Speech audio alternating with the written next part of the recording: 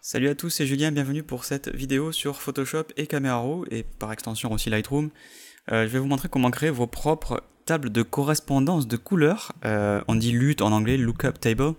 C'est en fait une méthode qui permet d'interpréter les couleurs à partir d'un fichier brut, ou à partir d'un fichier en tout cas en entrée, c'est-à-dire que la façon dont les pixels vont être lus en termes de lumière et de couleur, eh bien on va pouvoir faire correspondre ces valeurs à un certain réglage. Donc ça permet en fait de développer quasiment une image en un claquement de doigts. Donc on va voir déjà à quoi ça correspond dans Photoshop. Donc je vais passer cette étape de Camera Raw, c'est-à-dire je ne fais rien dans Camera Raw, je vais directement ouvrir l'image dans Photoshop. Évidemment c'est issu d'un fichier brut, donc là j'avais juste l'image déjà ouverte, mais je repars de la base, je repars de l'image de base pour vous montrer que j'ai vraiment rien fait dessus. Voilà, donc ça sort du fichier CR2 d'origine. Donc admettons que vous fassiez plusieurs réglages, donc par exemple on va faire un niveau. Donc ce qu'on va faire sur niveau, c'est qu'on va resserrer un peu les tons clairs et on va créer un peu de contraste en resserrant aussi les noirs. On va ajouter par exemple de la vibrance pour saturer les couleurs. On va ensuite ajouter admettons une balance des couleurs et on va envoyer ici du bleu dans les noirs. Et peut-être dans les tons clairs on va faire un peu d'orange, donc un peu de jaune, un peu de rouge, histoire de réchauffer tout ça. Et vous voyez déjà que j'ai un ensemble ici de réglages qui donne vraiment une identité à ma photo. Et donc si je voulais maintenant refaire la même chose sur une autre image, alors évidemment on pourrait prendre ces trois calques et les glisser dans la nouvelle image, mais si j'ai fermé cette image et que j'ai pas sauvegardé, il faudrait que je retrouve les valeurs plus ou moins de tête et ce serait pas évident. Ou alors il faudra aller pour chaque calque de réglage et faire enregistrer les paramètres prédéfinis de niveau. Puis aller dans Vibrance et faire enregistrer les paramètres prédéfinis. En plus on peut même pas le faire, tiens je viens d'apprendre un truc, j'étais persuadé qu'on pouvait le faire mais on peut pas le faire avec Vibrance. Bon c'est plus 70, c'est pas difficile à mémoriser, mais balance des couleurs, pareil si vous avez dans balance des couleurs des réglages un peu dans tous les sens sur toutes les glissières, vous n'allez pas vous souvenir de tout, donc c'est quand même un peu relou. Donc en fait, quand vous sélectionnez tous ces calques de réglage, vous pouvez les enregistrer en tant que table de correspondance de couleurs. Table de correspondance de couleurs, c'est quoi? C'est un calque de réglage qui est ici, parmi les autres, et dans lequel on a certaines tables qui sont fournies par défaut, par exemple une Kodak 5205. Vous voyez que voilà, ça resserre le contraste et ça teinte les lumières, ça teinte les noirs, j'ai l'impression un peu en vert, alors que ça se fait en un seul calque de réglage, c'est-à-dire qu'en fait, c'est un peu un super calque de réglage qui contient lui-même plusieurs autres trucs, auxquels vous n'avez pas accès d'ailleurs. Mais ça permet en tout cas d'appliquer facilement un réglage. Donc comment on peut les créer ces trucs-là? Là, il y en a quelques-unes qui sont fournies, mais comment on peut les créer? Donc on a un bouton charger ici, donc la preuve c'est qu'on doit pouvoir en charger. Vous pouvez en trouver sur le net, ça s'achète d'ailleurs, ça se donne aussi évidemment, il y en a plein qui proposent ça gratos, pour émuler par exemple des pellicules, ou d'autres appareils argentiques notamment, c'est plutôt fait pour ça en général, même si ça sert aussi, et surtout dans l'industrie du cinéma ou en tout cas de la projection, à bien faire correspondre les propriétés d'un périphérique pour être sûr que l'image qu'on va travailler, elle va s'afficher correctement sur le périphérique en question, en général un projecteur, quoi. Donc nous, ça ne nous intéresse pas de travailler par périphérique, on va juste parler purement d'interprétation du fichier pour lui donner un look. Donc comment je fais une table de correspondance de couleurs? Donc en fait je prends mes trois calques de réglage ici et je vais aller dans fichier, puis je vais aller dans exportation et je vais aller ici, vous voyez, table de correspondance de couleurs.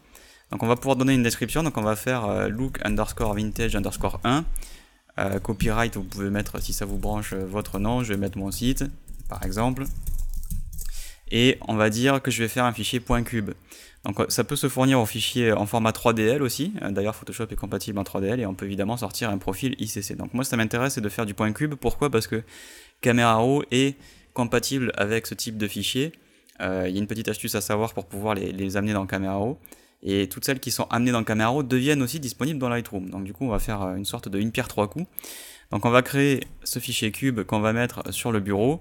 Alors vous voyez qu'il porte un nom .lut, mais vous inquiétez pas, ça va bien faire un .cube. Donc on va l'appeler look underscore vintage underscore 1 et on va cliquer sur enregistrer. Donc maintenant je peux effacer mes trois calques de réglage. Bon, en tout cas on va dire on va les cacher.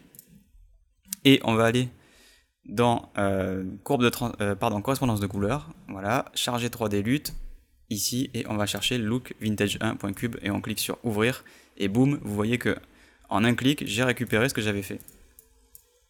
Voilà, on a strictement la même chose, sauf qu'au lieu d'avoir plein de calques de réglage différents, on l'a sur un seul, et ça le fait, voilà, c'est sous forme de table de correspondance de couleurs. Donc en gros, ça permet d'unifier les choses entre plusieurs shoots assez facilement sans avoir à recréer les morceaux et de se souvenir des réglages.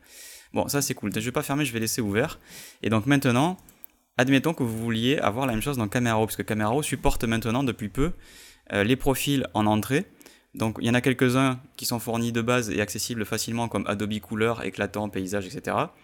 On peut ici afficher les vignettes et on voit que donc on a ce dont je viens de parler, mais on a aussi d'autres familles. Et là-dedans, on peut rajouter sa propre famille, son propre groupe de tables de correspondance de couleurs. On n'est pas obligé de se cantonner à ce truc-là. Bon, bah du coup, comment on fait? Alors, en fait, il faut aller dans les paramètres prédéfinis.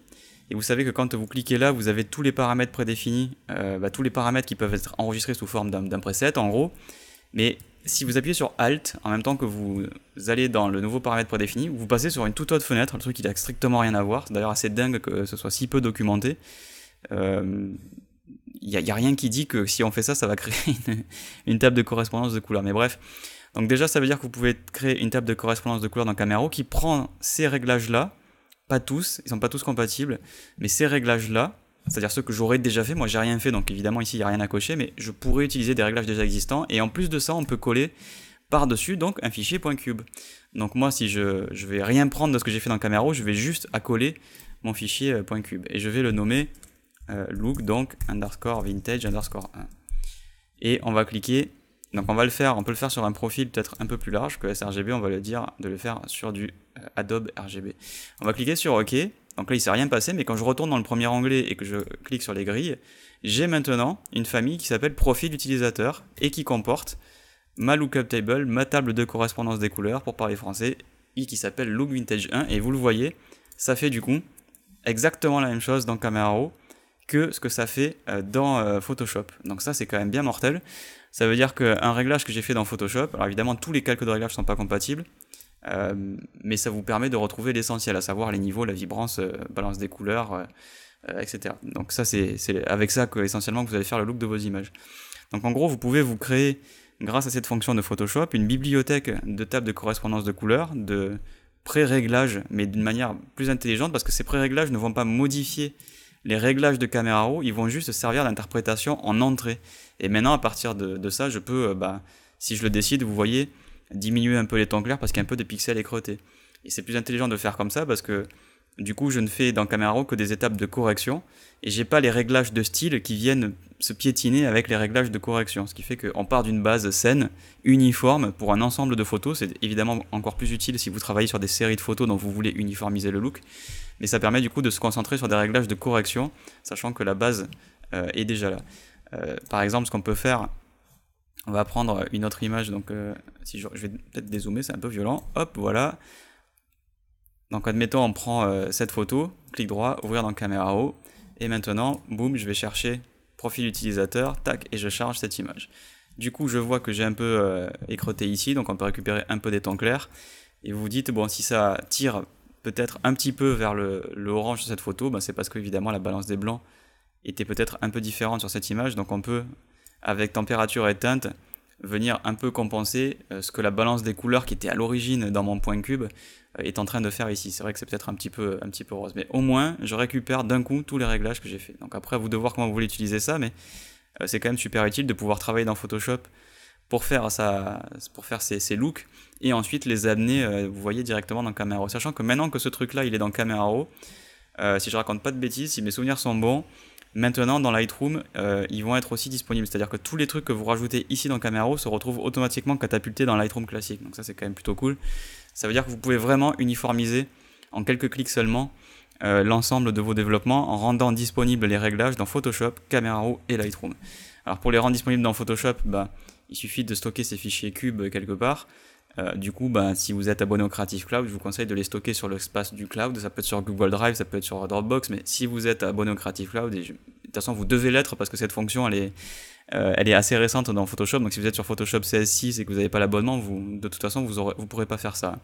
Vous aurez la correspondance de couleurs dans Photoshop CS6, mais vous n'aurez pas la possibilité d'exporter des calques de réglage pour en faire des tables de correspondance de couleurs. Donc du coup voilà, vous pouvez les partager facilement en utilisant un service de cloud, que ce soit celui d'Adobe ou un autre.